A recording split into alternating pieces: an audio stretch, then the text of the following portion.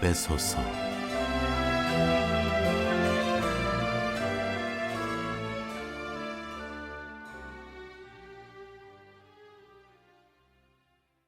하나님을 아는 것과 하나님을 섬기는 것이 우리 삶에서 따로 놀 때가 있습니다.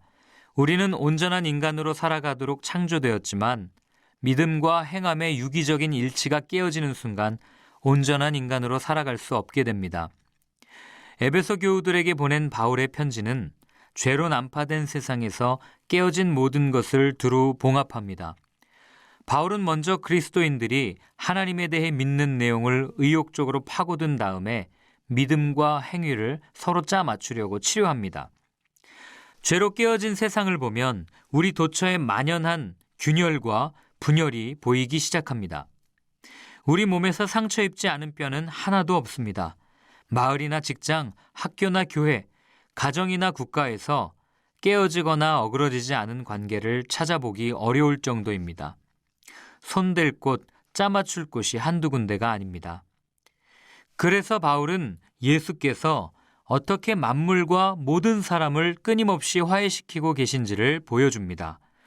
또한 바울은 그 일이 우리 안에서 우리를 위해 이루어졌을 뿐 아니라 우리가 그 시급한 일에 협력해야 한다는 사실을 밝힙니다.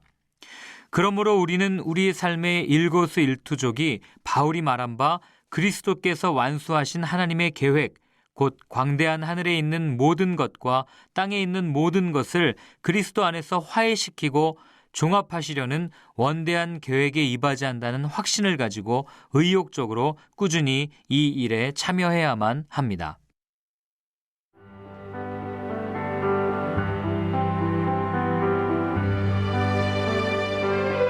일장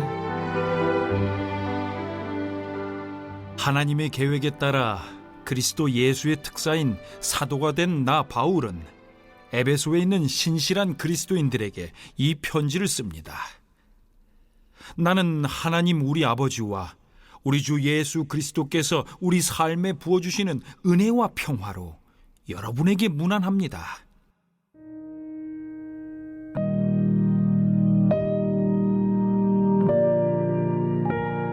영광의 하나님,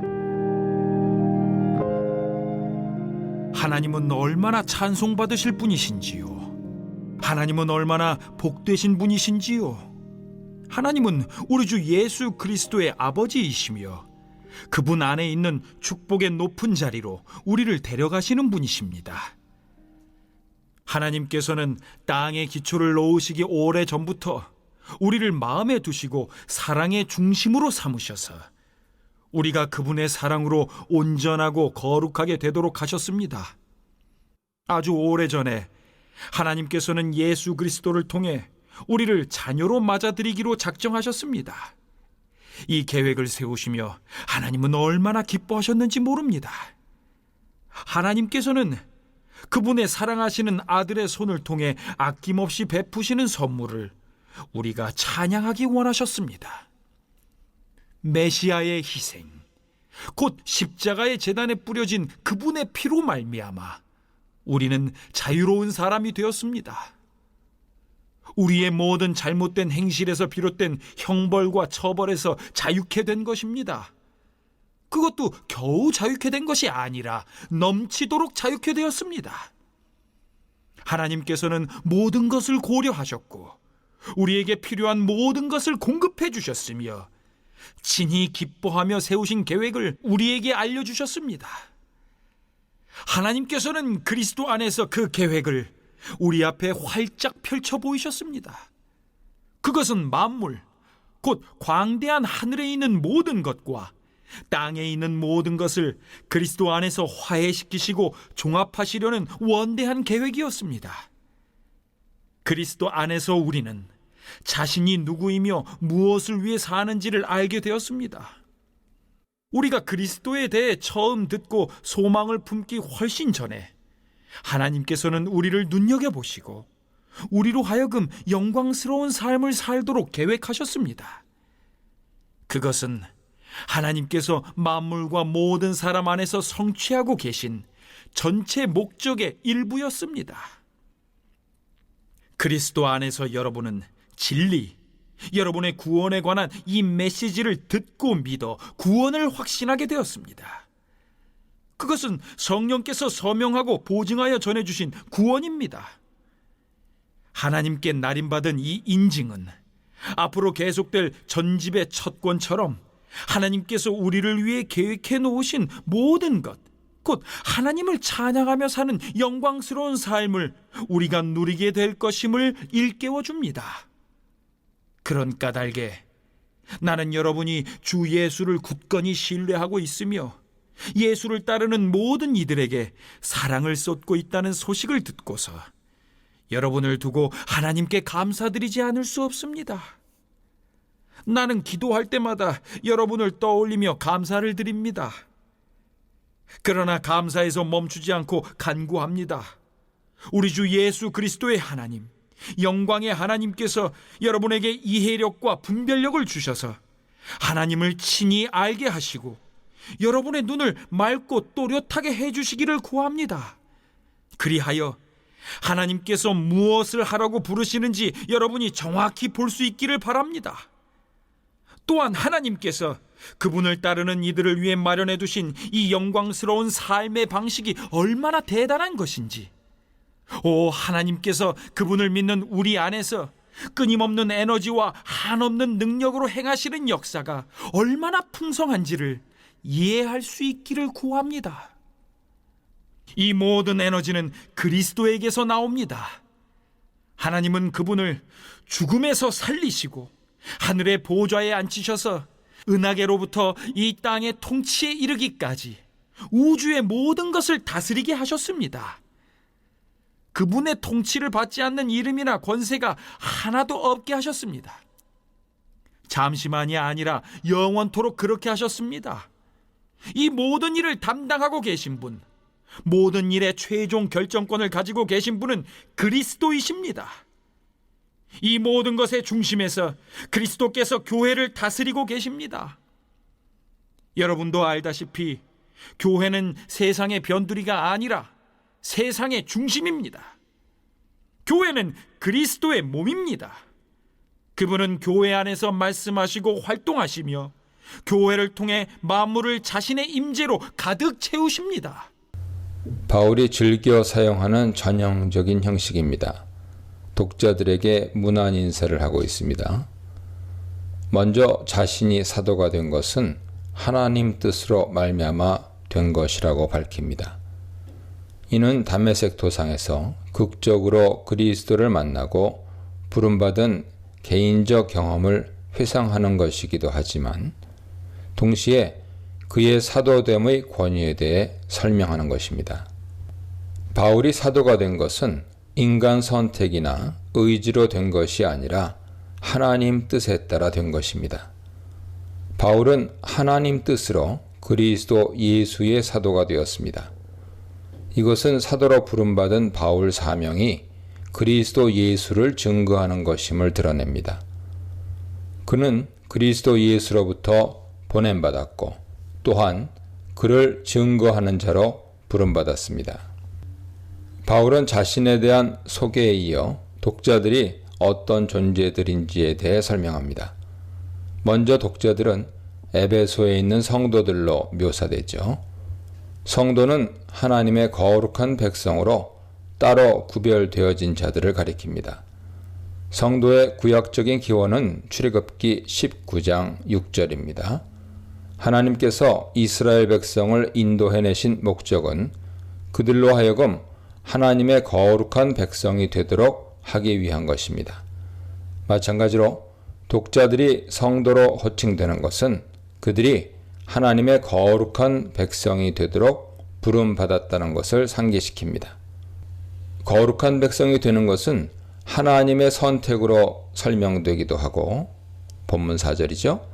그리스도의 속죄 사역으로 묘사되기도 합니다. 5장 26, 27절이죠. 선택이 거룩한 백성으로 부르시는 하나님의 뜻과 의지를 설명하는 것이라면 그리스도의 속죄 사역은 우리가 어떻게 거룩한 백성이 되는지에 대한 설명입니다.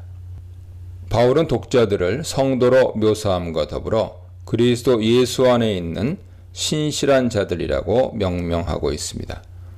성도란 표현이 우리에게 행하신 하나님의 주권적 사역과 은혜를 설명하는 것이라면 신실한 자들이란 하나님의 은혜에 대한 인간의 반응을 설명하는 것입니다.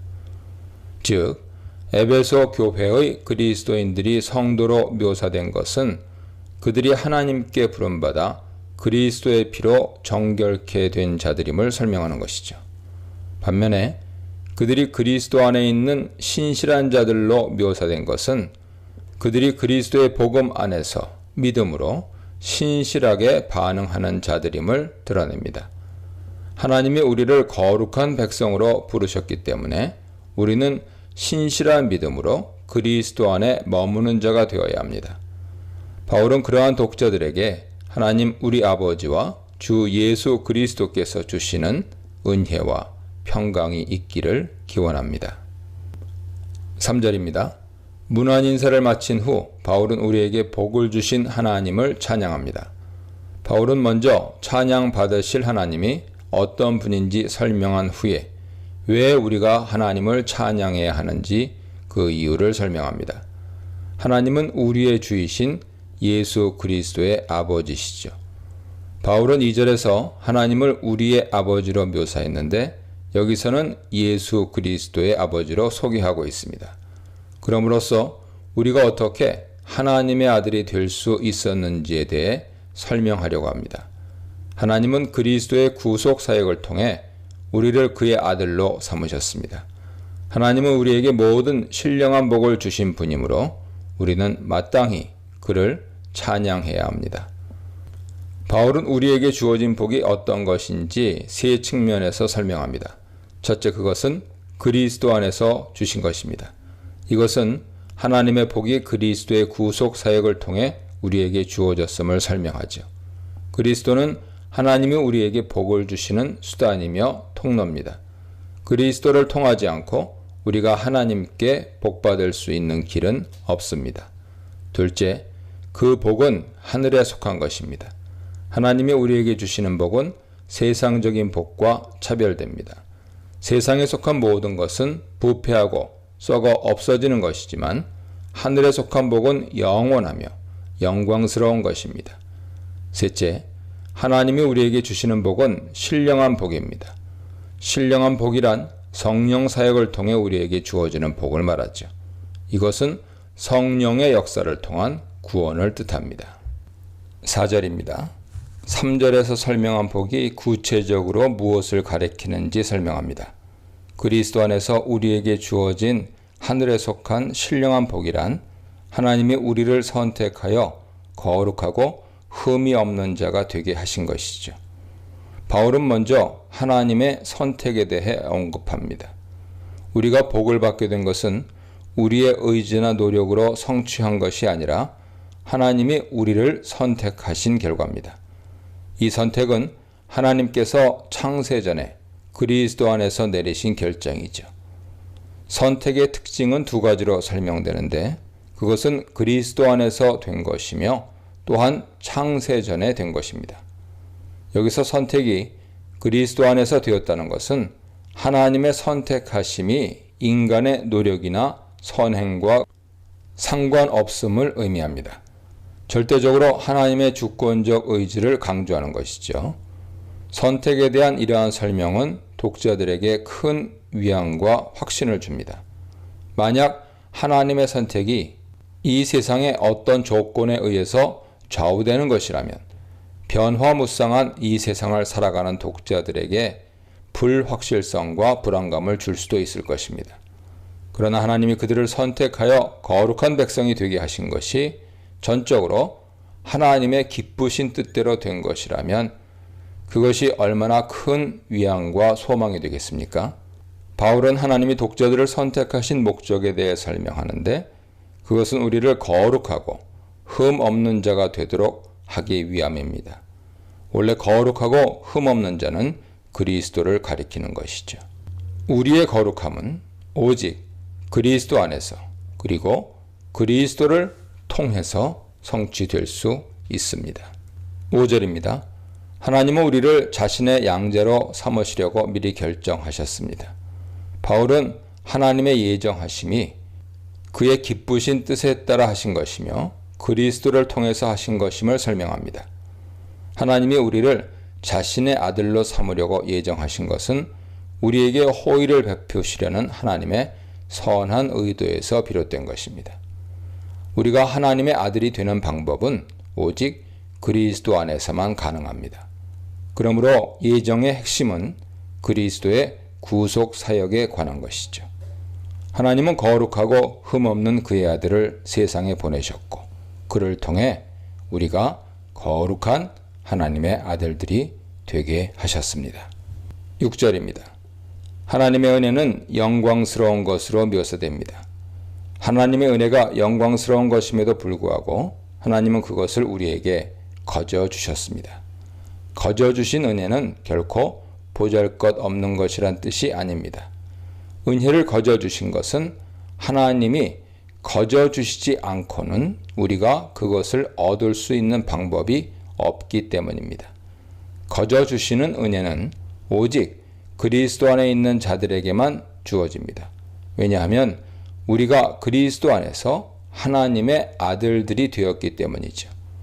아버지는 아들에게 모든 것을 거저 주시듯이 우리는 오직 그리스도 안에서 거저 주시는 은혜를 받을 수 있습니다.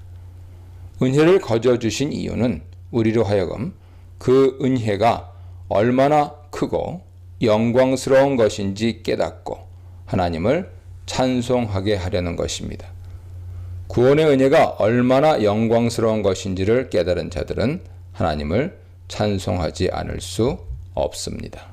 죄인을 사도로 만드신 복음, 은혜와 평화를 주시는 복음, 찬양하는 백성으로 부르신 복음, 진노의 아들들을 복받는 자들로 부르신 복음에 대해 묵상해 보시기 바랍니다. 7절, 8절입니다. 바울은 구원의 은혜가 그리스도 안에서 우리에게 거저 주시는 은혜라고 했는데 이제 우리가 어떻게 그 은혜를 받게 되었는지에 대해 설명합니다. 먼저 우리에게 주어진 은혜는 풍성한 것이라고 강조합니다. 풍성하다는 것은 차고 넘치도록 충만한 것을 말하죠. 하나님의 은혜는 부족하거나 인색한 것이 아니라 차고도 넘칠 만큼 충분한 것입니다. 풍성한 은혜에 대한 강조는 우리가 변명할 수 없음을 드러냅니다. 하나님은 우리로 하여금 그의 영광을 찬송하도록 부르셨는데 우리가 받은 은혜의 풍성함을 생각한다면 하나님의 영광을 찬송하지 않을 수 없습니다. 바울은 우리에게 주어진 풍성한 은혜를 두 가지로 설명합니다. 첫째, 그리스도의 피로 우리가 속량받은 것입니다. 속량받았다는 것은 속박된 것으로부터 해방을 받았다는 뜻이죠. 우리를 속박하는 것은 죄입니다. 따라서 속량을 받은 것을 가리켜 죄사함을 받은 것이라고 다시 설명합니다. 바울은 여기서 죄에 대해 설명하면서 우리를 사로잡고 있는 어떤 세력이 아니라 죄를 불의한 행위로 묘사합니다. 이것은 독자들이 과거 이방인으로 있었을 때의 우상 숭배와 모든 불의한 행위를 상기시키는 것입니다. 또한 바울은 죄사함을 단순히 용서라고 설명하지 않고 불의한 행위로부터 해방되는 것이라고 말합니다. 이것은 4절에서 말한 것처럼 구원이란 우리가 거룩하고 흠 없는 자가 되는 것임을 다시 상기시킵니다. 우리에게 주신 풍성한 은혜에 대한 두 번째 설명은 우리에게 모든 지혜와 총명을 넘치게 주신 것입니다. 우리에게 지혜를 주셨다고 하는 것은 우리가 하나님의 아들로서 그의 영광을 찬송하면서 살아가는 데 필요한 복음 진리를 깨달아 알 수 있게 하셨다는 것을 의미합니다. 하나님은 우리를 불의한 행위로부터 해방시키셨을 뿐만 아니라 이제 어떻게 하는 것이 하나님의 영광을 찬송하면서 살아가는 길인지 알 수 있도록 모든 필요한 지혜를 주셨습니다. 만약 우리가 하나님을 찬양하는 일에 실패한다면 우리는 그것에 대해 변명할 수 없습니다. 하나님은 우리가 무엇을 해야 할지 알게 하셨을 뿐만 아니라 지혜를 주심으로써요. 또한 그것을 행할 수 있는 능력을 주셨습니다. 죄의 속박으로부터 해방시키심으로써요. 9절 10절입니다. 구원에 관한 하나님의 계획은 비밀입니다. 여기서 비밀이란 단순히 감추어져 있는 것을 가리키는 것이 아니라 신비로운 것 혹은 이해할 수 없는 미스테리와 같은 것이란 뜻입니다. 인간의 구원에 대한 하나님의 계획은 창세전부터 있었지만 감추어져 있다가 종말에 그리스도를 통해 드러나게 되었습니다. 그러나 하나님의 계획이 드러났다고 해서 누구든지 그것을 보고 이해할 수 있는 것은 아닙니다. 듣고 보아도 잘 이해할 수 없는 것이기에 그것은 신비로운 것이죠. 그것은 오직 하나님께서 주시는 지혜를 통해서만 이해가 가능합니다. 예수 그리스도의 죽음을 통해 인간이 죄의 속박으로부터 해방되고 하나님의 아들로 거룩하고 흠 없는 자가 된다는 것을 인간 상식으로는 잘 이해할 수 없습니다. 세상 사람들은 오히려 그리스도의 죽음을 저주의 상징이며 실패한 자의 죽음이라고 생각했습니다. 그것이 세상 사람들의 상식이었습니다. 그러나 오직 하나님의 지혜를 가진 자들만이 그리스도의 죽음은 우리를 거룩하게 하는 것이며 죄로부터 해방시키는 대속적 죽음임을 깨닫게 됩니다. 또한 하나님의 구원 계획은 그것이 이루어져야 할 적절한 때가 있다는 것도 우리는 알게 되었습니다. 이 모든 것은 즉흥적으로 된 것이 아니라 하나님이 오래전부터 예정하시고 계획하셨던 것입니다. 그리고 그 계획은 때가 되었을 때 그리스도 안에서 성취되었습니다. 바울은 그리스도 안에서 성취되는 구원 계획이 궁극적으로 무엇을 추구하는 것인지 설명하는데 그것은 만물을 그리스도 안에서 통일되게 하는 것입니다. 통일되게 한다는 것은 하나로 연합시키는 것을 말하죠.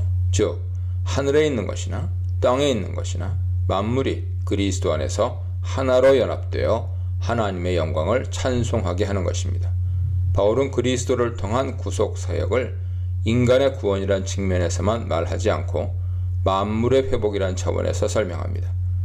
인간 타락으로 만물이 함께 저주를 받고 타락했듯이 그리스도의 구속 사역은 다시 만물을 하나로 회복하여 하나님을 찬송하게 하는 것입니다.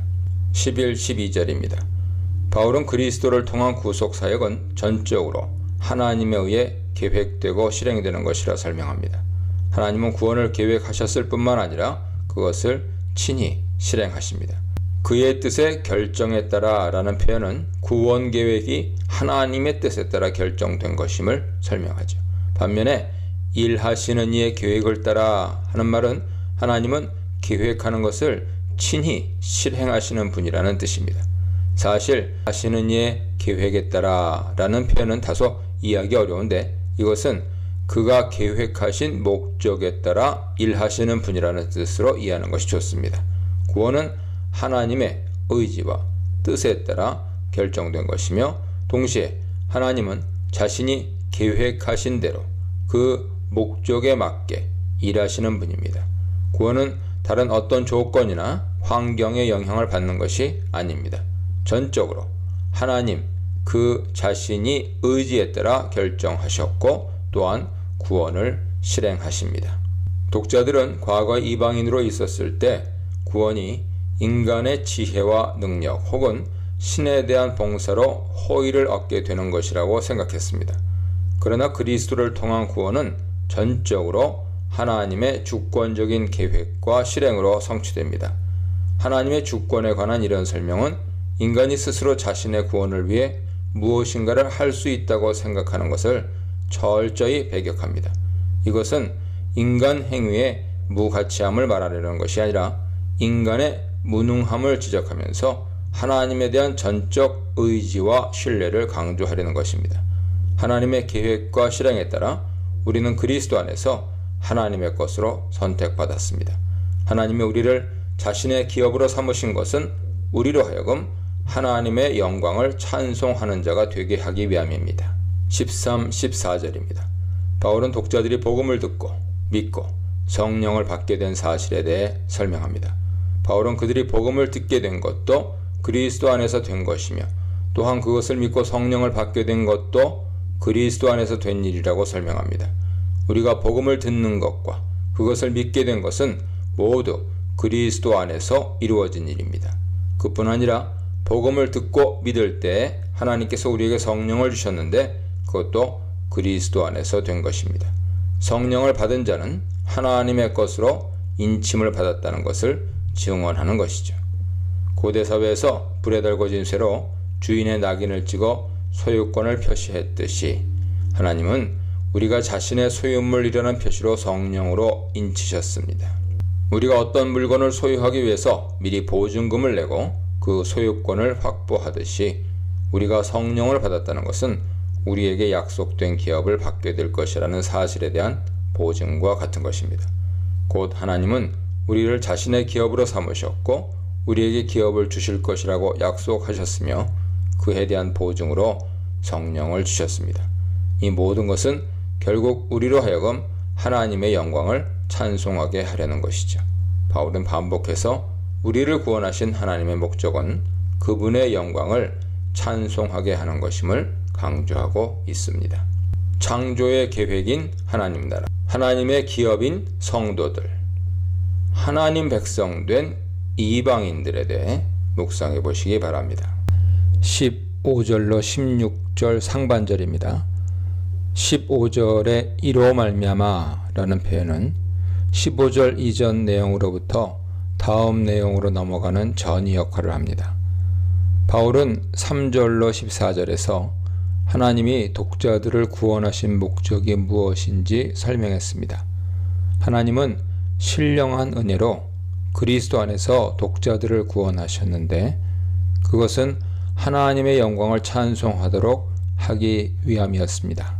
바울은 이제 독자들을 생각하면서 그들이 그러한 목적에 부합하는 신앙으로 살아가기를 원하고 있습니다. 독자들을 생각할 때 바울은 감사할 일과 그들을 위해 기도해야 할 일이 각각 있다는 것을 깨닫게 됩니다. 이 감사와 기도는 모두 하나님을 찬송하며 살아가야 할 성도의 사명과 관계된 것입니다. 바울이 감사하는 이유는 독자들이 주 예수 안에서 믿음으로 잘 성장하고 있으며 모든 성도들에게 사랑을 베풀고 있다는 소문을 들었기 때문입니다. 그런데 그것은 하나님의 영광을 찬송하도록 부름받은 목적에 부합하는 신앙 모습이었습니다. 따라서 바울은 부름받은 목적에 합당하게 독자들이 믿음 안에서 잘 자라고 있다는 사실로 인해 감사합니다. 그러나 바울은 아직까지 독자들이 더 배우고 깨달아야 할 것이 많이 있다고 생각합니다. 그들은 복음에 더 깊고 풍성한 진리를 깨달아야 하며 그에 합당한 거룩하고 흠없는 삶을 살아야 합니다. 따라서 바울은 독자들을 생각할 때마다 감사와 더불어 그들을 위해 기도하고 있다는 사실을 밝힙니다. 바울이 독자들을 위해 어떤 기도를 하고 있는지에 대해서는 16절 하반절 이하에 설명되어 있습니다. 16절 하반절로 17절입니다. 바울이 독자들을 기억하면서 기도드립니다. 하나님께서 그들에게 지혜와 계시의 영을 주셔서 그들이 하나님을 알게 되도록 간구합니다. 먼저 바울은 우리 주 예수 그리스도의 하나님이라 부릅니다. 3절에서 우리 주 예수 그리스도의 아버지라고 한 것과 유사합니다. 이는 우리의 구원이 그리스도를 통하여 그리스도 안에서 성취된 것이라는 사실을 강조합니다. 바울은 하나님을 또한 영광의 아버지로 재진술하고 있습니다. 영광의 아버지란 말은 하나님이 영광스러운 분이라는 사실과 더불어 그리스도를 통해 우리에게 주신 구원이 얼마나 영광스러운 것인지 강조하는 것입니다. 독자들은 우리의 아버지이신 하나님이 얼마나 영광스러운 분인지 그리고 우리에게 주신 구속의 은혜가 얼마나 영광스럽고 풍성한 것인지 깨달아야 합니다. 그것을 위해서는 하나님의 계시를 깨달아 알 수 있는 영적 지혜가 필요합니다. 따라서 바울은 하나님이 그들에게 지혜와 계시의 영을 주시기를 기도합니다. 바울이 단순히 지혜와 계시의 깨달음에 대해 말하지 않고 지혜의 영과 계시의 영이라고 말한 이유는 그것이 영적 지혜에 속한 것이기 때문입니다. 하나님의 구원 계획에 대한 지식은 세상적인 지혜나 학문적인 습득을 통해 알 수 있는 것이 아닙니다. 그것은 하나님이 주시는 새로운 영을 받음으로 가능합니다. 독자들은 이미 믿음으로 성령의 인치심을 받아 하나님의 기업이 되었습니다. 그러나 독자들은 계속해서 성령의 지혜 가운데 하나님을 알아가야 합니다. 바울은 여기서 하나님의 구원 계획에 관한 지식을 말하지 않고 하나님 그분을 알아가는 지식에 대해 말하고 있습니다. 우리가 하나님의 영광을 찬송하는 것은 단지 하나님에 대한 사변적이고 철학적인 지식을 습득함으로 되는 것이 아닙니다. 그것은 존재론적인 측면에서 하나님을 인격적으로 알아가는 것을 통해 성취됩니다. 바울은 독자들이 지혜와 계시의 영을 받아 하나님을 아는 자가 되기를 원합니다. 18, 19절입니다. 독자들이 지혜와 계시의 영을 받아 깨달아야 할 것은 하나님을 아는 것과 더불어 구원의 복음에 대한 깊은 이해입니다. 바울은 먼저 독자들의 마음 눈이 밝아지기를 원합니다. 지혜와 계시의 영을 받는 것은 마음의 눈이 밝아지는 것을 의미하죠. 육신의 눈은 물질적이고 세상적인 것을 보지만 영적인 진리는 마음의 눈, 즉 영적 안목을 통해 볼 수 있습니다. 마음의 눈을 밝힌다는 표현은 지금 독자들이 마음 눈이 밝지 못하다는 것을 전제하죠. 인간은 원래 하나님을 알고 깨달을 수 있는 영적인 안목을 가지도록 창조되었습니다. 그러나 죄로 인한 타락은 인간의 영적 안목을 어둡게 만들었습니다.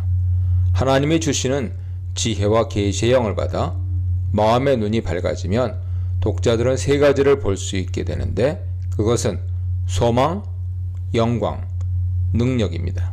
20, 21절입니다. 18, 19절에서 마음의 눈이 밝아져서 알아야 할 것 세 가지 중에서 바울은 특히 믿는 자들에게 베푸신 능력의 지극히 크심에 대해 강조했습니다. 20절로 23절은 그 크신 하나님의 능력이 어떻게 나타났는지에 대해 설명합니다. 먼저 하나님의 능력은 그리스도 안에서 그의 부활과 만물의 통치자와 주권자가 되게 하심으로 나타났습니다. 먼저 하나님의 능력은 그리스도 안에서 역사했습니다.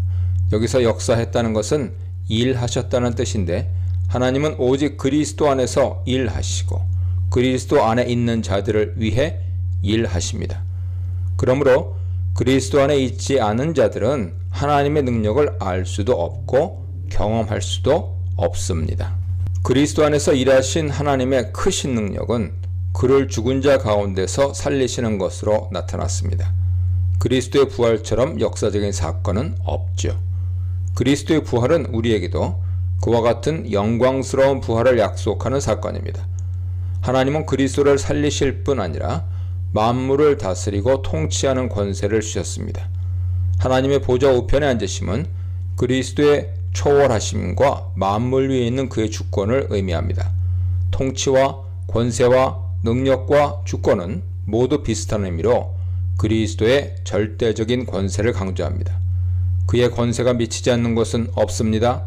그의 권세는 먼저 공간적인 측면에서 하늘과 땅, 그리고 시간적인 측면에서 이 세상과 오는 세상을 포함합니다. 22, 23절입니다. 그리스도 안에서 일하시는 하나님의 능력이 얼마나 크고 위대한 것인지 바울은 계속해서 설명합니다. 하나님은 만물을 그의 발 아래 복종케 하셨습니다. 여기서 그리스도의 주권의 완전한 행사는 그가 만물의 머리가 되는 것으로 표현됩니다. 육신의 모든 지체가 머리의 지시에 따라 움직이듯이 만물의 머리 되신 그리스도의 명령에 따라 만물이 움직입니다. 그리스도께서 교회의 머리 되신다는 것은 이미 잘 알려진 사실이죠. 그런데 사실 그리스도는 교회를 넘어서서 만물의 머리가 되시고 주인이 되십니다. 그럼에도 불구하고 피조물은 그리스도의 복음을 깨닫지 못하고 만물은 그리스도의 주권에 완전히 복종하지 않고 있습니다. 그리스도의 주권이 만물 위에 완전케 되는 것은 교회를 통해 성취됩니다. 그러므로 교회는 앞으로 복종케 될 만물을 상징하죠. 지금은 만물과 교회가 서로 구별되지만 앞으로는 만물이 곧 그리스도의 주권에 완전히 복종하는 교회가 될 것입니다. 지금은 교회가 그리스도의 몸입니다. 그러나 교회를 통하여 장차 만물 안에서 그리스도의 주권이 충만하게 행사될 것입니다. 그러므로 이제 교회는 만물 안에 있는 충만한 그리스도의 주권을 의미합니다. 크고 위대한 능력으로 일하시는 하나님의 구원사역의 궁극적인 목표는 만물이 그리스도의 주권 아래 완전히 복종케 되는 것입니다. 지혜와 계시의 영을 구하는 기도, 교회를 세우신 하나님의 능력, 만물의 통일의 시작인 교회에 대해 묵상해 보시기 바랍니다.